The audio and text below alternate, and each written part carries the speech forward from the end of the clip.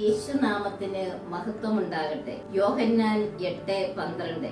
ഞാൻ ലോകത്തിന്റെ പ്രകാശമാണ്. എന്നെ അനുഗമിക്കുന്നവൻ ഒരിക്കലും അന്ധകാരത്തിൽ നടക്കുകയില്ല. അവന് ജീവന്റെ പ്രകാശമുണ്ടായിരിക്കും. ആർക്കെങ്കിലും ദാഹിക്കുന്നെങ്കിൽ അവൻ എന്റെ അടുക്കൽ വന്നു കുടിക്കട്ടെ. എന്നിൽ വിശ്വസിക്കുന്നവന്റെ ഹൃദയത്തിൽ നിന്ന് വിശുദ്ധ ലിഖിതം പ്രസ്താവിക്കുന്നത് പോലെ ജീവജലത്തിന്റെ അരുവികൾ ഒഴുകും. യേശു ഒലിവുമലയിലേക്ക് പോയി. അതിരാവിലെ അവൻ വീണ്ടും ദൈവാലയത്തിലേക്ക് വന്നു. ജനങ്ങളെല്ലാം അവന്റെ അടുക്കലെത്തി. അവൻ ഇരുന്ന് അവരെ പഠിപ്പിച്ചു. അപ്പോൾ വ്യഭിചാര പിടിക്കപ്പെട്ട ഒരു സ്ത്രീയെ നിയമജ്ഞരും ഫരിസയരും കൂടെ യേശുവിന്റെ അടുത്ത് കൊണ്ടുവന്നു. അവർ അവനോട് പറഞ്ഞു, ഗുരു, ഈ സ്ത്രീ വ്യഭിചാരത്തിൽ പിടിക്കപ്പെട്ടവളാണ്.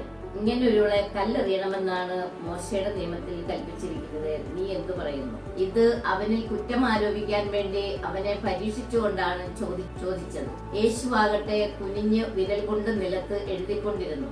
അവർ ആവർത്തിച്ച് ചോദിച്ചുകൊണ്ടിരുന്നതിനാൽ അവൻ നിവർന്ന് അവരോട് പറഞ്ഞു, നിങ്ങളിൽ പാപമില്ലാത്തവൻ ആദ്യം അവളെ കല്ലെറിയട്ടെ.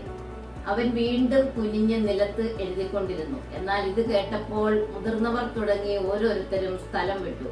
ഒടുവിൽ യേശുവും ആ സ്ത്രീയും മാത്രം ശേഷിച്ചു. യേശു നിവർന്ന് അവളോട് ചോദിച്ചു, സ്ത്രീയെ, അവർ എവിടെ? ആരും നിന്നെ വിധിച്ചില്ലേ?